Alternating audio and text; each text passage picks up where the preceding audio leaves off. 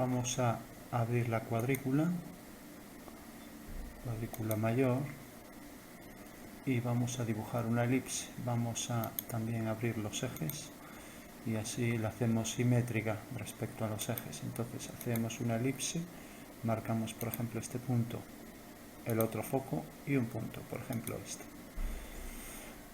Bueno, como vemos, la distancia entre los dos vértices del eje mayor es 8, ¿no? Entonces hacemos una circunferencia de radio 8 y tenemos lo que se llama la circunferencia focal, ¿no? Y ahora hacemos también la circunferencia principal. Será una circunferencia que viene definida por, vamos a hacer la semicircunferencia, que pasa por este punto y por este. Y ahora por este y por este. Ahí tenemos ya la circunferencia principal. Bueno, vamos a coger un punto sobre la elipse y hacemos la tangente a la elipse en ese punto.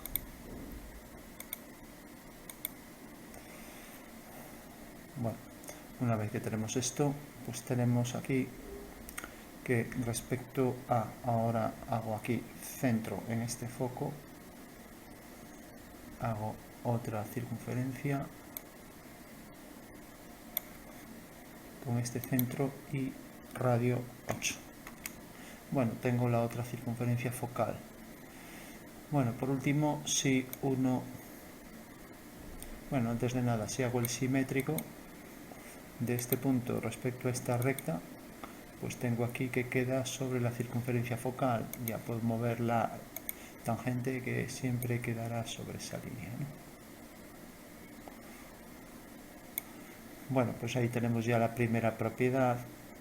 Y una segunda propiedad es que si yo, por ejemplo, dibujo aquí un triángulo, pues como vemos, como hay simetría, esta medida será igual que esta, y esta siempre es perpendicular al eje de simetría. Vamos a variar los parámetros de esta recta en propiedades para diferenciarla bien y ponerla, por ejemplo, en otro color. Mientras que vamos a coger la elipse, por ejemplo, y la vamos a marcar también en verde. En las circunferencias focales las vamos a poner, por ejemplo, en color marrón. Bueno, con la que estamos trabajando. Bueno, pues esa es la propiedad. Y entonces, si a mí me dan un punto exterior, imaginemos que no pasa por la tangente, sino que la tangente está sin hacer, por ejemplo este, y me dicen que haga la tangente a una elipse, entonces lo que puedo hacer es centro en ese punto dado y hago aquí una circunferencia que vaya hasta el foco. Y ahora aquí hago la circunferencia focal. Y ahora, una vez que tengo ya esta circunferencia, que voy a poner en otro color y la voy a poner, por ejemplo, tipo de trazo discontinuo y en color, por ejemplo, naranja, para diferenciarla bien. Bueno, pues tengo ahí esa circunferencia. Como vemos, es el primer paso. Haría simplemente la circunferencia cuyo centro es este y que pasa por el foco. Y ahora hago la circunferencia focal teniendo en cuenta el otro foco, o sea que será esta circunferencia. Entonces la vamos a poner en color, por ejemplo, violeta. Entonces la intersección de la circunferencia focal con la circunferencia naranja que acabo de hacer me da 2 puntos. Vamos a coger un caso para que no coincida ahí, diferente, ahí, vale. Entonces ahí tengo esos 2 puntos de intersección.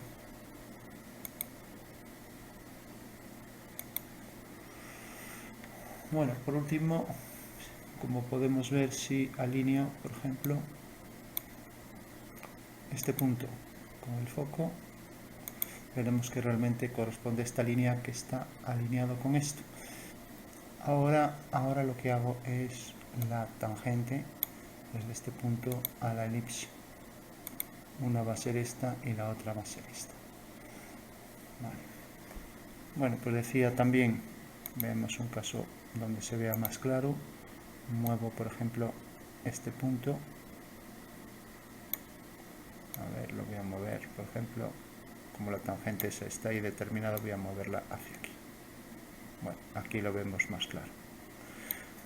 Bueno, pues decía que por un lado tengo aquí la simétrica de este punto, que es este, y el punto de tangencia es en realidad el segmento que viene desde H hasta F, define aquí la localización exacta del punto de tangencia, igual que pasa aquí. Entonces ya marcamos ese punto de intersección. Bueno, pues esta es la propiedad que debemos utilizar. Como vemos, al haber hecho esta circunferencia, corta la focal en un punto y realmente el punto de tangencia siempre está alineado con ese punto de intersección y con el foco. Otra propiedad que podemos ver aquí pues es la siguiente. Si dibujo un segmento que define este punto de intersección con este, observamos aquí un triángulo homotético de este otro. Vemos que al mover, por ejemplo, el punto de tangencia, siempre esos triángulos son homotéticos. Bueno, pues es otra de las características de este tema. Lo mismo pasaría aquí con esto. Si yo, por ejemplo, dibujo el polígono que define este punto, este y este, pues aquí pasaría exactamente lo mismo. O sea, puedo hacer aquí mover la tangente y efectivamente tengo ahí la condición también del simétrico y la mediatriz de este segmento. Vale. Y de igual forma, si prolongo esta línea, pues voy a hacer antes de nada el simétrico de este punto respecto a esta recta. Bueno, pues vemos que también pasa por la circunferencia focal. Entonces puedo hacer un segmento que venga de este punto a este. Un segmento que venga de este punto a este. Vuelvo a tener aquí otros dos triángulos homotéticos, o sea que son semejantes, ¿no?